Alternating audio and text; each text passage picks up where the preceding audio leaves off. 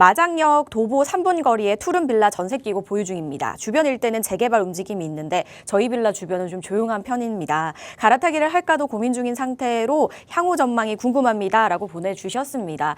자, 이 지역도 좀 주변에 노후도가 좀 높은 곳일 것 같은데요. 대표님 어떻게 보시나요? 지금 마장역 역세권에 주택을 가지고 계신다고 하시는 거예요. 그쵸? 요 주변에 가지고 계시는 건데요. 저는 우선 이거는 매도를 하시는 전략으로 가셨으면 좋겠거든요.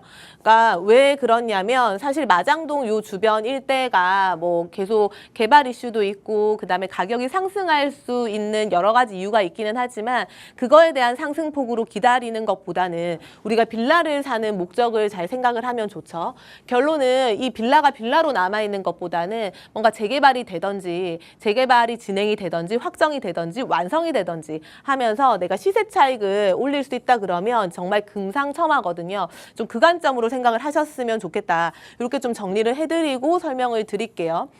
우리가 이제 마장동을 생각을 하면 여기가 성동구죠. 근데 성동구인지 잘 모르시는 분들이 많아요. 이유가 뭔가 좀 저평가돼 있고 거주 만족도나 그다음에 주변 여건들을 생각하면 성동구인데 좀 그렇네 라고 생각을 하시거든요. 그러니까 여러 가지 이유 중에 여기 마장 축산물 시장을 좀 떠올려 보시면 될 것 같아요.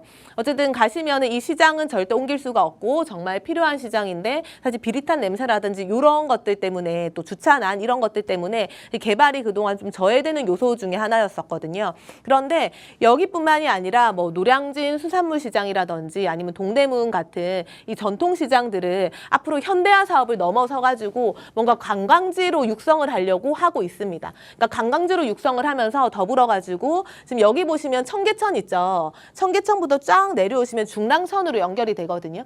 이 수변공가까지 다 개발을 할 거예요. 그러면 어떻게 되냐? 예를 들어 가지고 관광지로 육성이 된 이런 시장들의 관광객들이 몰려와서 장을 보고 그다음에 청계천이나 이렇게 수변 공간을 중심으로 해가지고 문화 거리를 즐기면서 뭔가 소비가 일어나고 이렇게 발달하게끔 만들겠다는 거거든요. 그런 부분들을 생각하면 되고 그러면서 여기에 이제 수요가 들어와야 되니까 동북선까지 개통을 하려고 지금 계획을 잡고 있죠.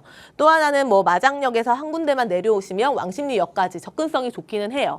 그런데 제가 이 말씀을 드리고 싶어요. 여기 같은 경우는 그러면 내가 만약에 마장역 말고 이쪽이라든지 아니면 요 인근이라든지 신속통합이나 모아타운을 추진하는데 빌라를 가지고 있다 그러면 가져가시는 게 맞는데 지금 내가 가지고 있는 여기는 오히려 상권들이 발달이 돼 있다 보니까 자체적으로 재개발이 되기는 사실상 좀 힘든 입지죠. 오히려 주변에 이런 개발 호재들에 의해서 주변이 바뀌면 그냥 주변이 바뀌고 땅값이 오르니까 내 것도 그냥 땅값이 덩달아 오르는 시세 차익 정도를 생각을 하셔야 되는 거거든요. 그런 관점에서 생각을 하면 조금 아쉽다라는 얘기를 드리고 싶어요. 그래서 이동을 하셨으면 좋겠다라는 얘기를 드리는 거고 저는 이제 지금 말씀드린 이런 데나 이런 모아타운이나 이런 데를 들어가셔도 되는데 사실 요 주변에서 간다고 했을 때는 차라리 용답동이라든지 이런 지역으로 가셨으면 좋겠다라는 좀 추천을 드리고 싶은 게 뭐냐면 좀 재개발지 하면 떠올리는 데가 노량진 아니면 뭐 장이 뉴타운 이런 데를 많이 떠올리거든요. 사실 한 군데 두 군데만 뭔가 정비 사업들이 이루어지는 게 아니라 전체 지역 자체가 다 정비 사업들이 규모 있게 이루어지죠. 그러면 이게 완성이 되면 쾌적도가 바뀌고 전체가 아파트 타운으로 형성이 된단 말이죠. 그거에 대한 주거 만족도나 가격 경쟁률이 남달라지는 거거든요.